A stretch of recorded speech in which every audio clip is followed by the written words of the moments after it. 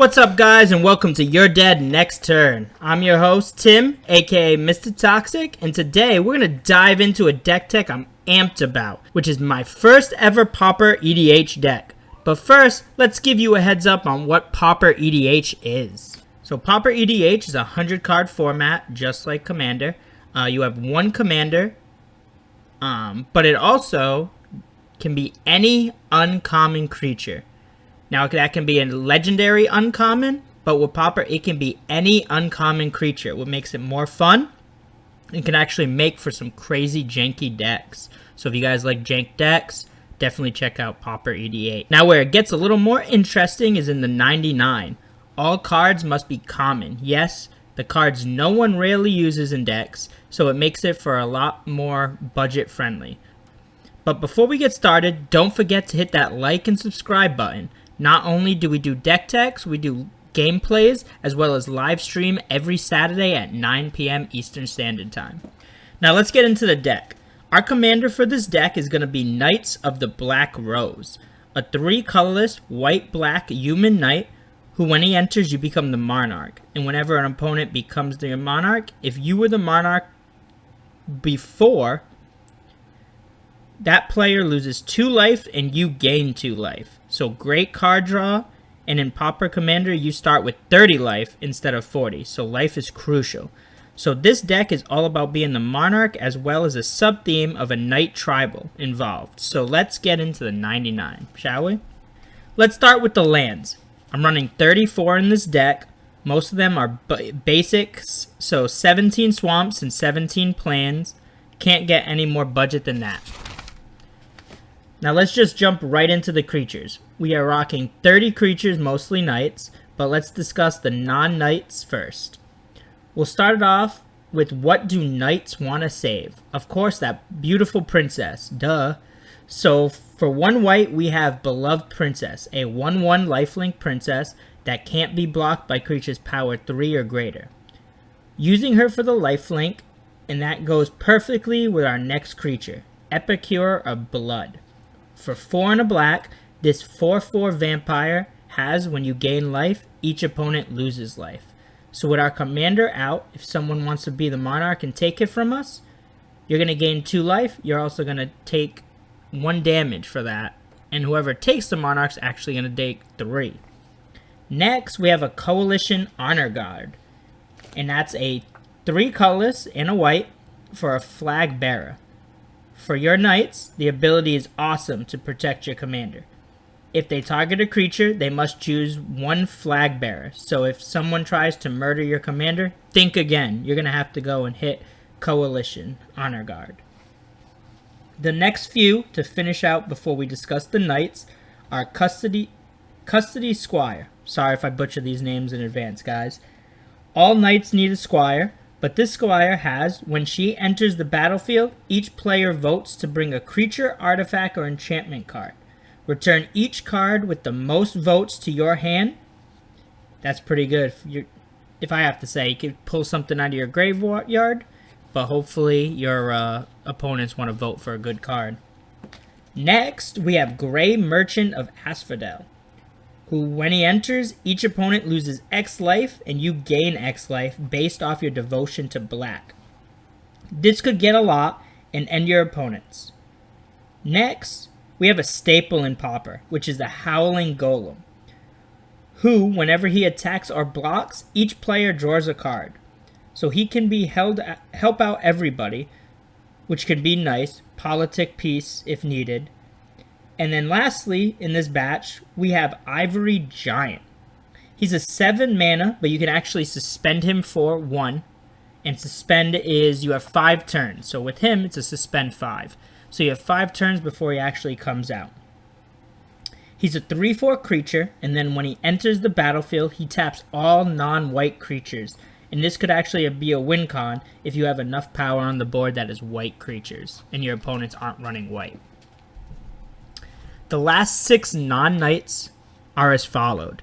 We have Moriok Replica, who is a 3 mana artifact creature that you can pay 1 and a black and sacrifice him to draw 2 cards. Drawing cards is awesome, but you're also going to lose 2 life. And most of the time in any EDH, If you're a commander player, you know card draw is needed. Next, we have Palace Sentinels, that when they enter the battlefield, you become Monarch, which is what we want for our commander. The next creature we have is Stonehorn Dignitary. I think that's how you pronounce it. When he enters, target opponent skips their combat phase. This can actually slow down your opponent if you know they can kill you, or their board state is getting a little crazy. Next is another Monarch card, which is Thorn of the Black Rose. It's a Death Touch assassin that enters and you become the Monarch. Next we have Throne Warden, a human soldier that at your end step, if you're the Monarch, put a 1/1 counter on Throne Warden. And since we want to be the Monarch, this creature can actually get pretty big pretty quick. Next, we have a War Eye Witch. With every fairy tale, you know we gotta have to have a witch. Whenever her or a creature dies, we're gonna scry one. Great to always look at your library and get the most out of your draws.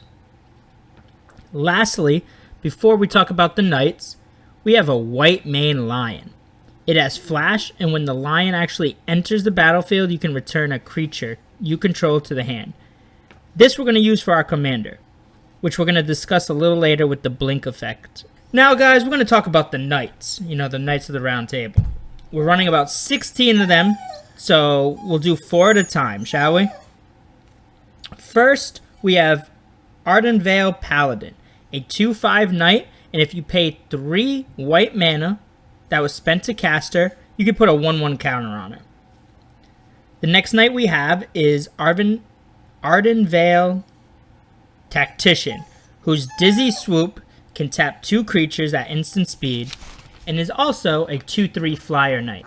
Next, we have Attendant Knight, a 3 mana 2/2 with first strike, and when she enters, she actually makes a 1/1 white soldier token. Not bad for this good knight. The following one we're going to rock is Breathless Knight. It's a 2/2 flyer lifelink again. Gaining life is always great in any game.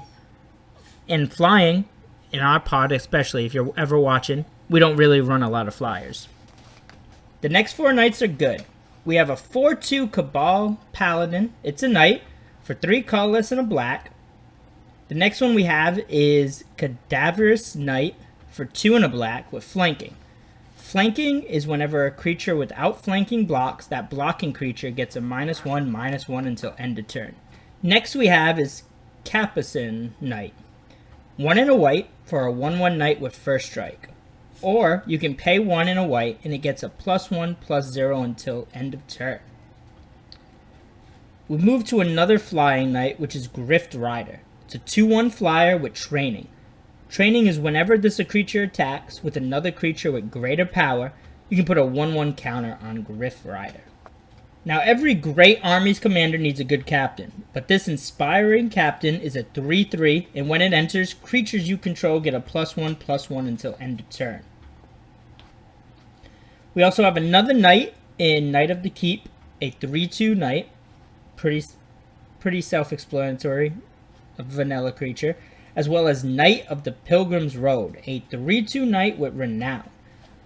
Whenever this creature deals damage, if it's not renowned, put a 1/1 counter on it, and it now becomes renowned.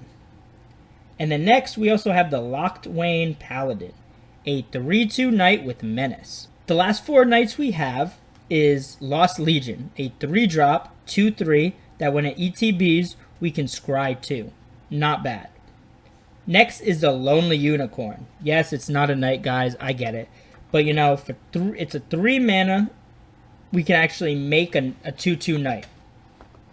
But for 5 mana, we can actually play this 3/3 Vigilance Unicorn. So not a knight, but again, it makes a knight, guys, so I threw it in here. The last 2 are Smitten Swordmaster, a 2-drop lifelink 2/1. But I can pay 1 in a black and gain X life, and each opponent loses X life, where X is the number of knights I control. So again, we're running 16 knights all together. The last knight is Youthful Knight, a 2 mana 2/1 with first strike. And that, guys, discusses the creatures in this deck. Now, all knights need supplies. So let's get right into the battle, right? We're We're gonna go to Armory of Iris, a 2-mana equipment and equip 2 for whenever equipped creature attacks, put a 1/1 counter on it. Next, we're gonna run a 0-mana artifact, which is Bonesaw. Costs 1 to equip, and that equipped creature gets a +1/+0. Now, we're also running Hedgewitch Mask, which is a 1 and a white equipment with equip 2. That gives the equipped creature a +1/+1 and can't be blocked by creatures with power 4 or greater. Lastly, every knight needs Shining Armor. 1 and a white flash equipment that when it enters, you attach it to a knight, or it has equip 3. Equipped creature has +0, +2, and vigilance. But before I get into the last one, just similar to Shining Armor, it's True Faith Sensor. Does the same exact thing, +1/+1, and gives vigilance for a 2-drop and a 2 equipped. Now to round out the artifact for ramp, we have a Commander Sphere, we have a Letters of Acceptance, and a Traveler's Amulet. And the last artifact that we're running in this deck is a Necrogen Spellbomb, to either draw us a card or have target player discard a card when needed. Moving on to the enchantments, we're running 5 in this deck as shown. We're running Dodge Pursuit, which is at our end step, each opponent loses 1 life and we're going to gain 1 life. We have Dub, which is an aura. Enchanted creature gets a +2/+2 and first strike, as well as it becomes a knight in addition to its other types. We have Knightly Valor. Enchanted creature gets a +2/+2 and vigilance, and when this enchantment enters the battlefield, you're going to create a 2/2 knight. We're also rocking a Sentinel's Eyes, which give enchanted creature a +1/+1 and vigilance. And then lastly, we're running a Pacifism. Enchanted creature can attack or block. That's more for your opponent creatures, not ours. Moving on to the sorceries and instants, let's start with sorceries. We have 7, and the first 3 are Blood Reckoning, where we can pay 1 and a black and return a creature, or we can pay 1 and its kicker cost, and instead bring 2 creatures. Next, we have Exhilarating Eleukin, whatever that is, okay? Read the card on the screen, guys. I told you I'm going to butcher these names. And you're going to put 2 1/1 counters on a target creature, where other creatures are going to get a +1/+1 until end of turn. And to go with that, we're also running an Inspiring Roar. A 3 and a white, and we're going to put a 1/1 counter on each creature you control. Just helps make our creatures bigger, because most of the time the knights are only about 2 1s or 1 1s. The last 4 sorceries we have are my favorite. This one in particular, I run it in also all my black decks, which is Feed the Swarm. A 1 and a black where I can destroy a creature or an enchantment. But the bad side is I'm going to lose life equal to its mana cost. The next 2 are Knight's Whisper and Pointed Discussion. Both are draw 2, lose 2. So draw 2 cards and lose 2 life. Yes, we lose life, but drawing cards again is important. And the last one is a Sovereign's Bite. Target player loses 3 life and you gain 3 life. That could actually end your opponents in Pauper with the 30 life. Lastly, we move to instants. We have 14 of them. But let's break them up to destroy spells, blink spells, and everything else. Okay? So let's discuss the destroy spells. We're going to start with the Tragic Slip. Target creature gets a -1/-1 until end of turn. But forget that for 1 mana. We want the Morbid, which is -13, -13. If a creature died this turn, it's amazing value for 1 mana spell. Make a creature -13, -13. I'm on board. We're going to also be running a Murder. It's pretty simple. You're just going to destroy target creature. And for 1 colorless and 2 black spells. We're also running a Fierce Retribution. 1 and a white. Or you can cleave for 5 and a white. You can destroy target attacking creature. But you can get rid of the attack and just destroy target creature. We're also running a Doomblade. 1 and a black. And you're going to destroy non-black creature. Those are the destroy instant spells we're running. Let's move on to the blink. Like I said previously in the video, we either want to blink our commander or one of the creatures that give us Monarch, because our commander wants Monarch. But blink is also good if someone's trying to get rid of your commander. We're going to run 4 blink spells in this deck. First, we have an acrobatic maneuver. Exile target creature you control and return it. But this one we can actually draw a card when we play it. The next one we have is Cloud Shift. Does the same exact thing except for the draw the card. And that's for 1 and a white. We're also running Eppermate. It's the same, just for 1 white. Lastly, we're running Otherworldly Journey. Does the same thing as the others, but this time it comes back with a 1/1 counter on it, so not bad. Now we're going to move to the everything else instance. We're going to run an Adamant's Will. Target creature gets a +2/+2 and indestructible. Again, most of the time we're going to try to protect our commander when possible and make them bigger. We're also running a Blacksmith Skills. Does the same exact thing. This time it just gives hexproof. And both spells again are only until end of turn. Next, for a 2 and a black, we have Bone Harvest. Put any number of target creature cards from your graveyard into your library.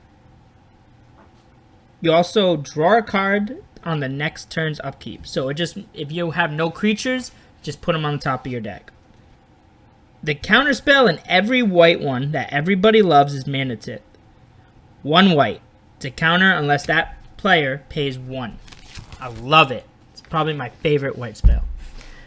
The last 2 before we finish this deck tech is Succumb to Temptation, which is draw 2, lose 2. And Demon's Due, which is scry 2, then draw 2, then lose 2 life. And that's it, folks. My first Pauper EDH deck that I can't wait to play. Again, thank you for watching, and if you guys liked it, don't forget to hit that like and subscribe button. As well, if you want to see more Pauper EDH deck techs, comment below, and we'll make that happen for you. So thanks again for watching, guys. See you next time on You're Dead Next Turn.